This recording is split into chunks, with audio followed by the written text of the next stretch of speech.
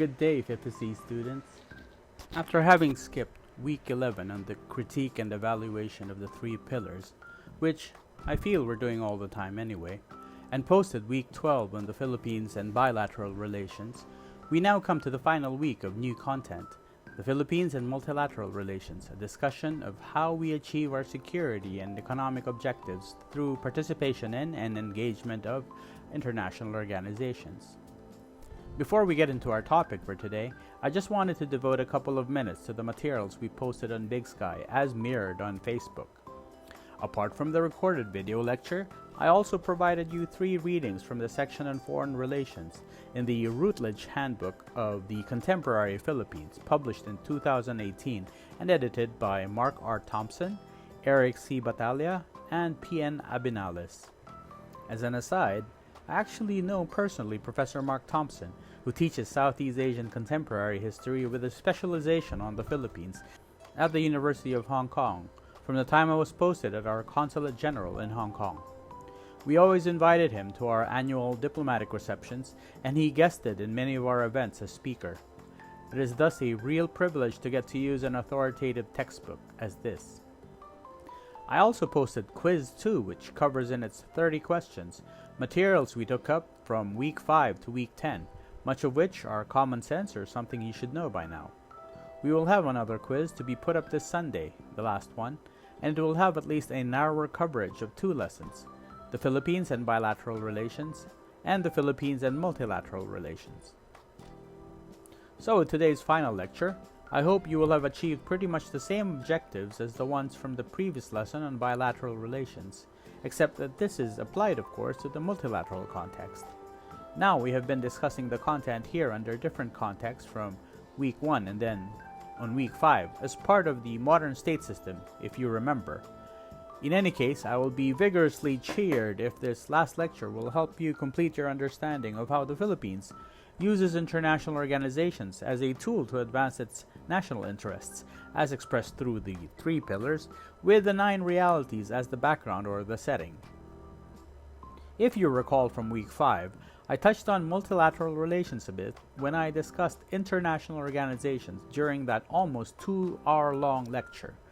Just at the 1-hour mark, I discussed the enormous role played by international organizations in the current international system.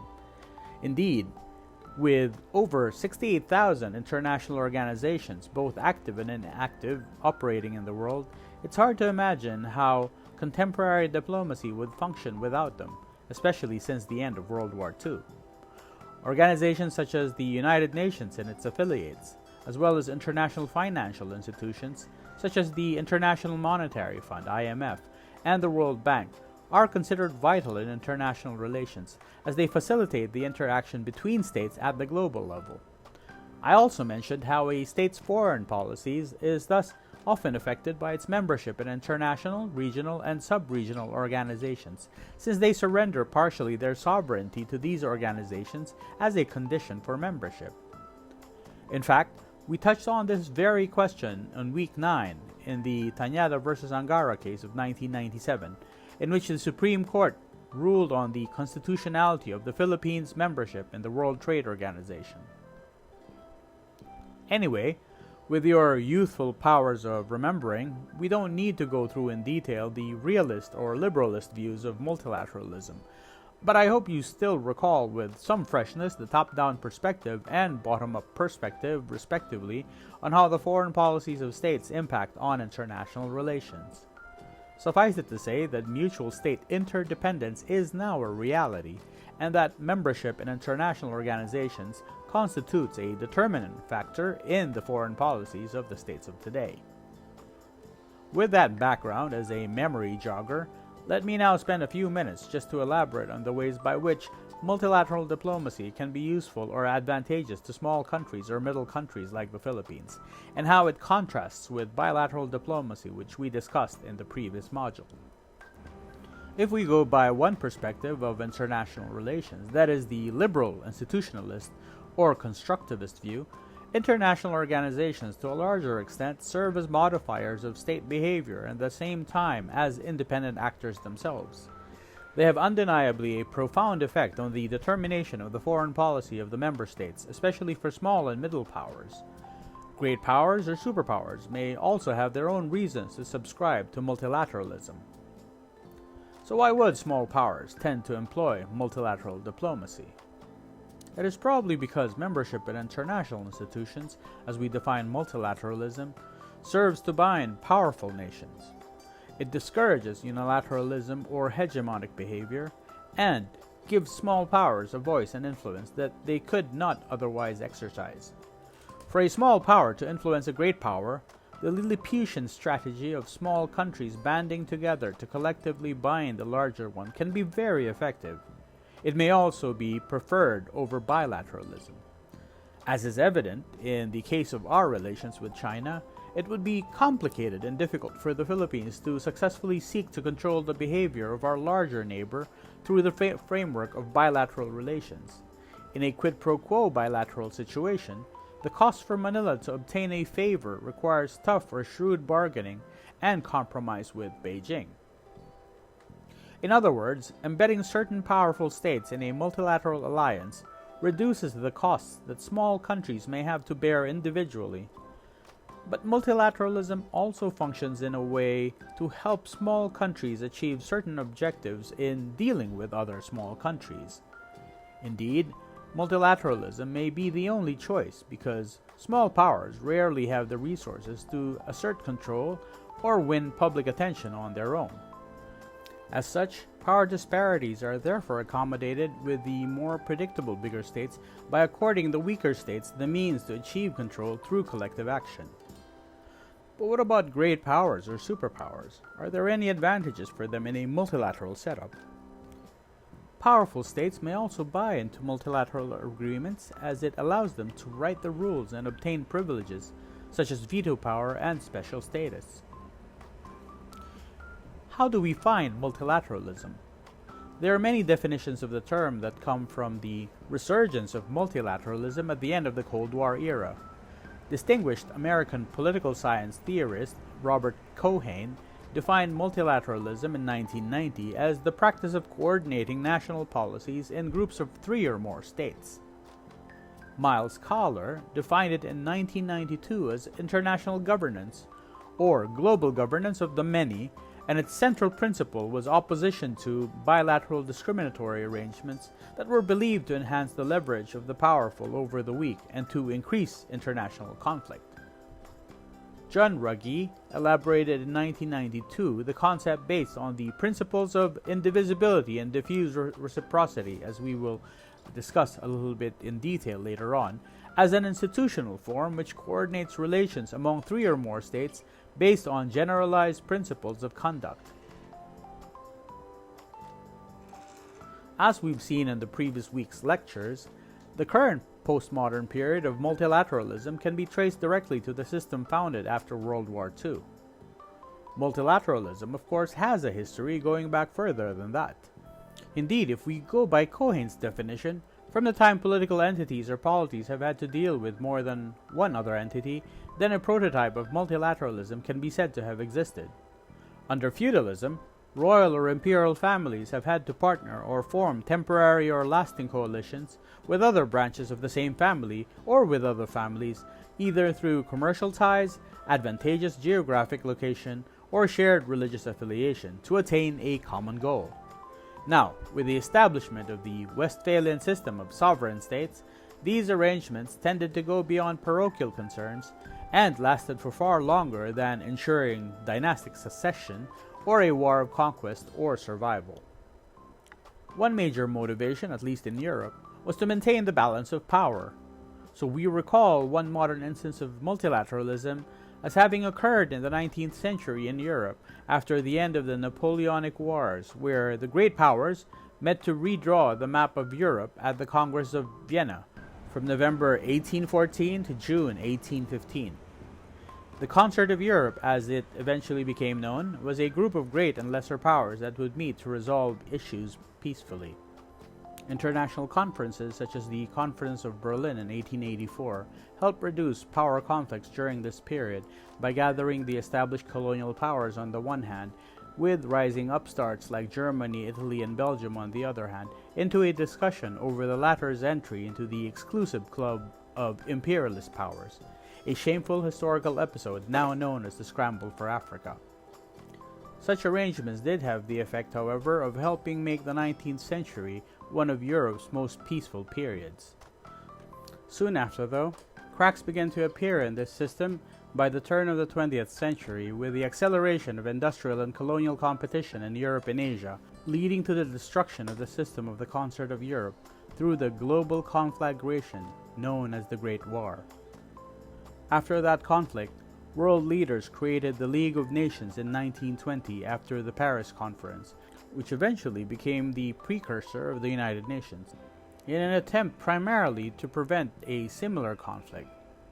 Although the League of Nations failed in this security mission, it did have some benefits. First, it initiated a variety of specialized organizations that continue to operate today. Moreover, although the United States did not join, it did provide a degree of support from individual Americans and American philanthropists that started a tradition of public and private participation that continues to this day. After the Second World War, the victors, drawing upon experience from the League's failure, created the United Nations in 1945. Since then, the breadth and diversity of multilateral arrangements have escalated. Unlike the League of Nations, the United Nations had the active participation of the United States and the Soviet Union, the world's then greatest contemporary powers. Along with the political institutions of the UN, the post-war years also saw the development of organizations such as the General Agreement on Tariffs and Trade, GATT, now the World Trade Organization, the World Bank, and the International Monetary Fund, which combined are referred to as the so-called Bretton Woods institutions, and other technical institutions that were part of the UN system, including the World Health Organization, or WHO, which has gained tremendous prominence amidst the pandemic.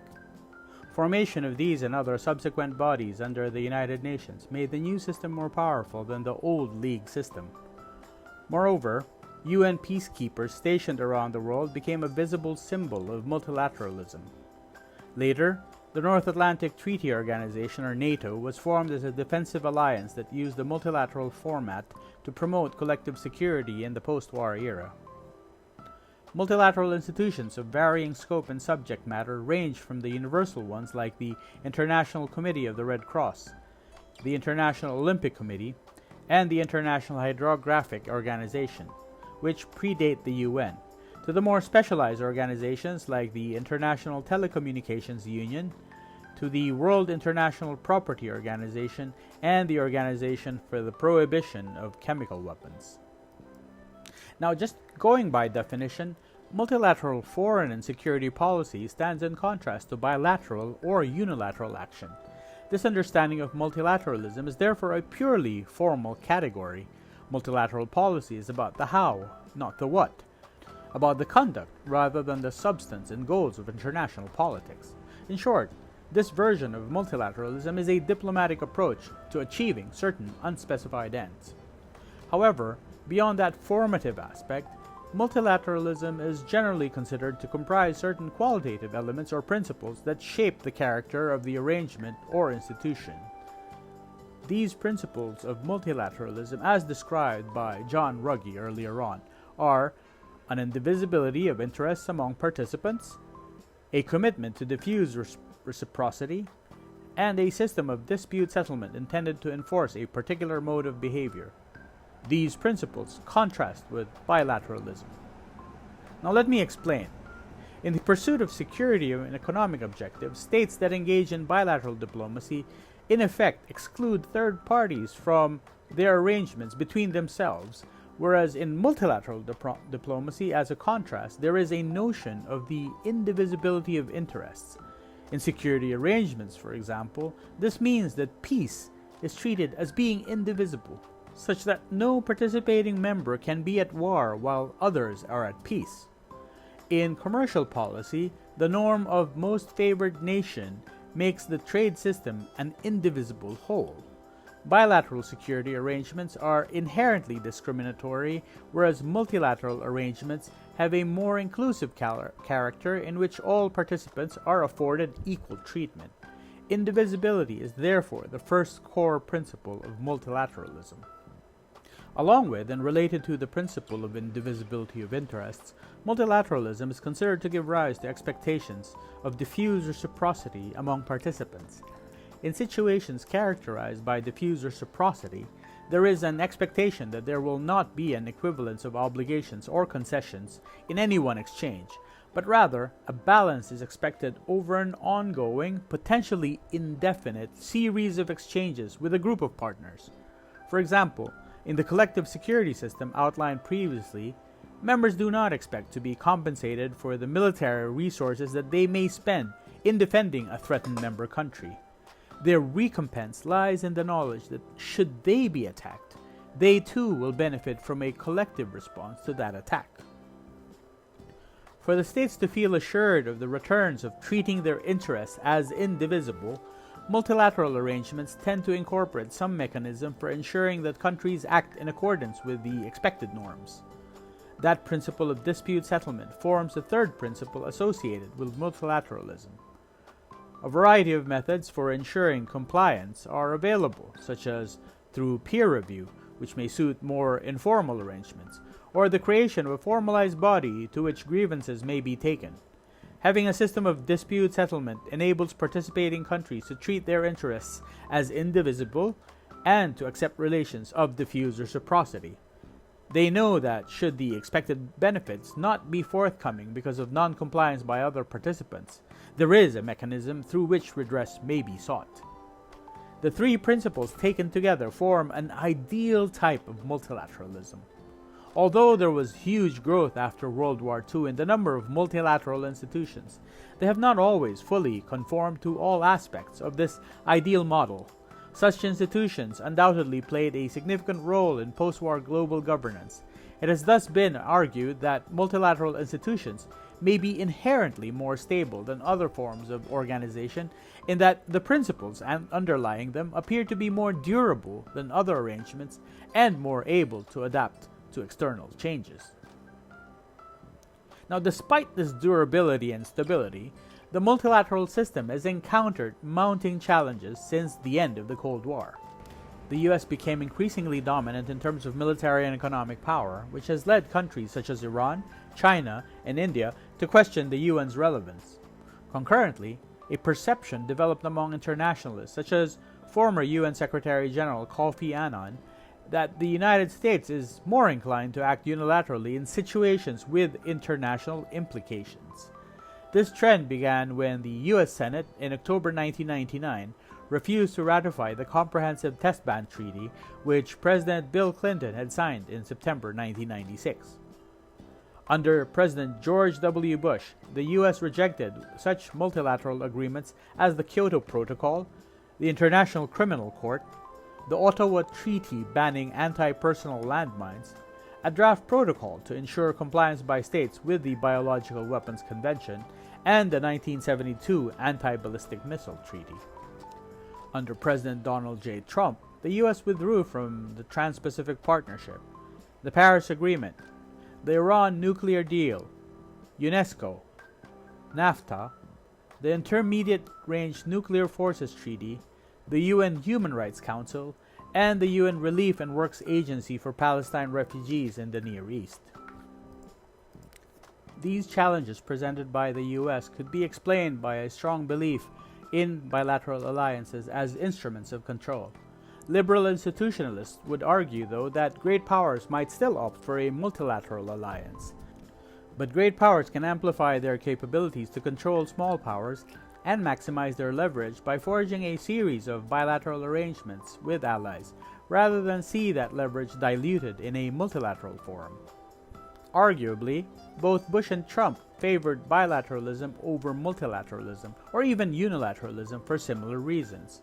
Rather than going it alone or going it with others, the administration opted for intensive one-on-one relationships with hand-picked countries that maximize the U.S. capacity to achieve its objectives. Another challenge in global governance through multilateralism involves national sovereignty. regardless of the erosion of nation-states' legal and operational sovereignty in international relations.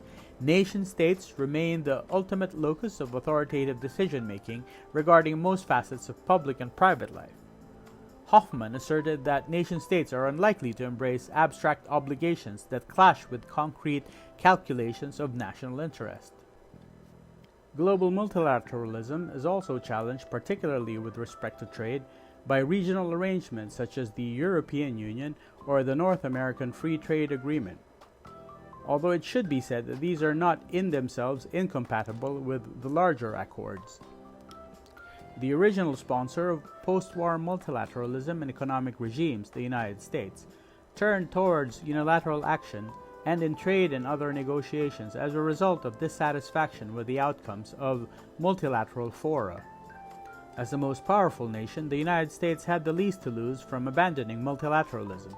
The weakest nations have the most to lose, but the cost for all would be very high. Aside from changes in the US, populism in Europe has proven to be problematic to multilateralism in recent years. Brexit is the most concrete example of this. Results from direct elections to the European Parliament give evidence to this claim, as Eurosceptic parties have also made advances. The converse of multilateralism is unilateralism in terms of political philosophy.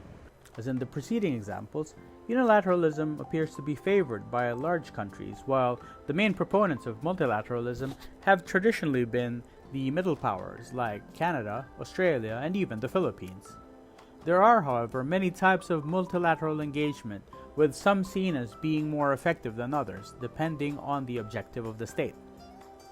Smaller ones that have little direct power in international affairs tend to favor participation in universal or near-universal intergovernmental or quasi-governmental organizations, like the United Nations and its affiliate organs, by consolidating their UN vote in a voting bloc with other nations, for example. Also, there's the Red Cross, the World Trade Organization, and the World Health Organization. These multilateral institutions are not imposed on states but are created and accepted by them to increase their ability to seek their own interests through the coordination of their policies in different fields such as humanitarian affairs, international trade, and public health. Other institutions are standard-setting bodies like the International Telecommunications Union, the World Intellectual Property Organization, the International Hydrography Organization, and the World Meteorological Organization. These large organizations also serve as frameworks that constrain opportunistic behavior and encourage coordination by facilitating the exchange of information about the actual behavior of states regarding the standards to which they have consented, as well as the sharing of resources to advance certain universally agreed principles or causes. Then there is regional multilateralism or regionalism, where certain problems can be better solved at the regional rather than the bilateral or global levels, and that bringing together the concept of regional integration with that of multilateralism is necessary in today's world. Regionalism dates from the time of the earliest development of political communities, where economic and political relations naturally had a strong regionalist focus due to restrictions on technology, trade, and communications, and due to commonalities in terms of culture, traditions, and geography. Examples of these are the European Union and the Association of Southeast Asian Nations. Regional arrangements or agreements have also resulted in tackling problems where the larger or more global processes have failed, such as the regional FTAs like the CPTPP and the Regional Comprehensive Economic Partnership, to replace the deadlocked Doha round of the World Trade Organization. Finally, of late, states have increasingly participated in an array of flexible ad hoc frameworks whose membership varies based on situational interests, shared values, or relevant capabilities. These institutions are called minilateralist institutions, or the practice is minilateralism rather than regionalism. As such, they are voluntary rather than legally binding, disaggregated rather than comprehensive, transgovernmental rather than just intergovernmental, regional rather than global, multi-level and multi-stakeholder rather than state-centric, and bottom-up rather than top-down. We see this trend develop across issue areas from the Group of 7, G7, Mercosur, and the Group of 20 in the realm of economic cooperation, to the Shanghai Cooperation Organization and security cooperation, and the emergence of alternative international financial institutions like the BRICS New Development Bank. Now, with all this in mind, we now go to the question of how the Philippines participates or engages in multilateral diplomacy. Currently, the Philippines takes part either as a member, partner, or observer in around 60 international organizations, including regional or sub-regional organizations. We also take part in a number of others that do not have a formal secretariat and thus do not commit the country to much financial obligations. Speaking of financial obligations, perhaps in fact the idea of having to pay for membership or to sacrifice one's sovereignty to these organizations are actually what leads some countries, especially the great powers or the superpowers, to actually rethink their membership or their participation, because it kind of holds them back, or at least they're not some would argue that they're not getting the most bang for their buck, as it were. So in fact, the idea of a cost of membership, not only in financial terms, is something that may have triggered or encouraged a certain sentiment against multilateralism, at least among great powers or big countries. But of course, participation or being a member of an international or regional organization does require some kind of cost, at least in terms of funding. So how much exactly does the Philippines pay to be a member of these organizations, and how does it decide how to fund its membership? So the national government sources all of this from what is called the International Commitments Fund, ICF, every year. And this ICF is actually part of the General Appropriations Act, or the national budget that both houses of Congress have to examine and approve every year.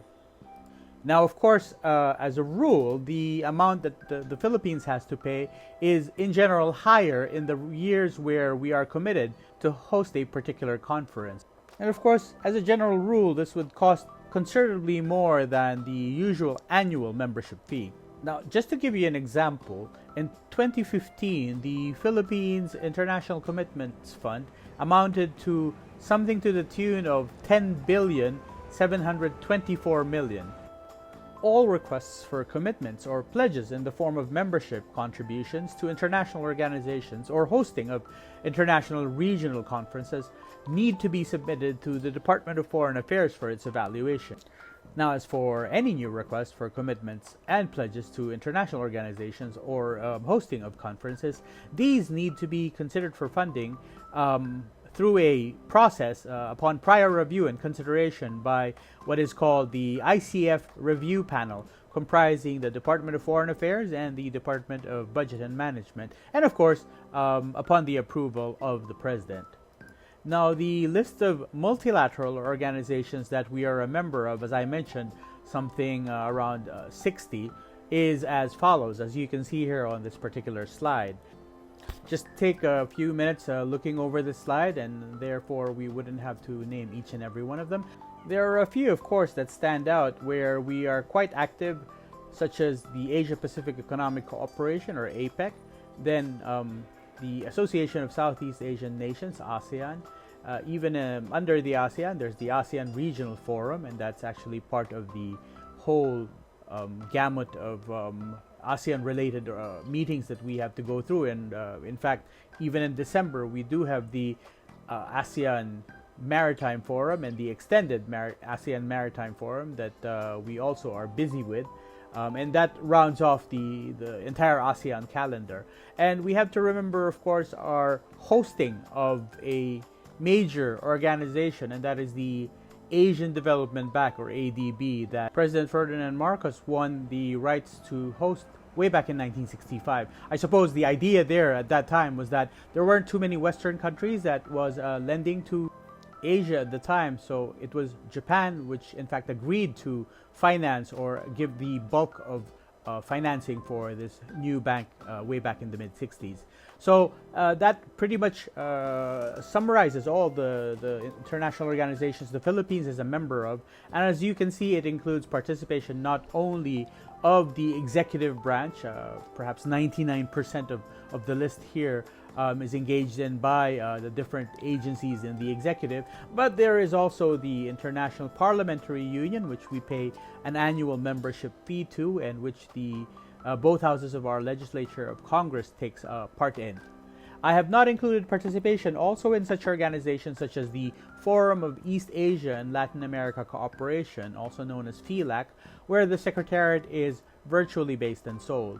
We used to participate in more UN peacekeeping missions, but here only the current 3 are listed, and I'll go into greater detail when we discuss the United Nations. But if you review the 9 realities of the Philippine foreign policy, you will see that apart from the first one, where we engage which recognizes the importance of the United States, Japan, and China, which in fact are our most developed and also most important bilateral relations.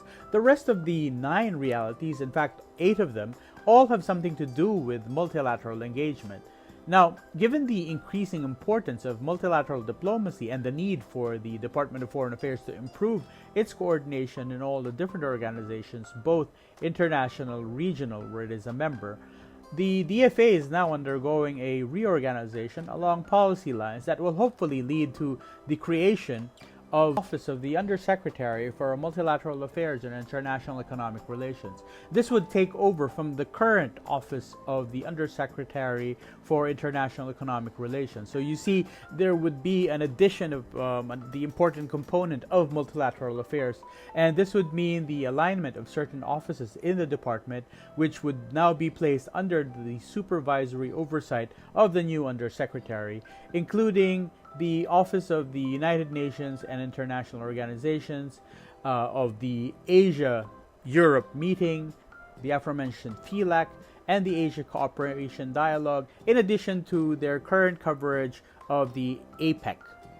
Now, ASEAN and its related organizations, such as the East Asia Summit and the ARF, ASEAN Regional Forum, will remain under the Office of the Undersecretary for Bilateral Relations and ASEAN Affairs. Again, this would be a renaming of the current Office of the Undersecretary for Policy. As you can see, that there will be a realignment of, on the one hand, having an Undersecretary in charge of bilateral relations, but also in charge of ASEAN affairs. And also, on the other hand, you have an Undersecretary that will be in charge of multilateral relations or multilateral affairs, and also retaining the previous remit of international economic relations.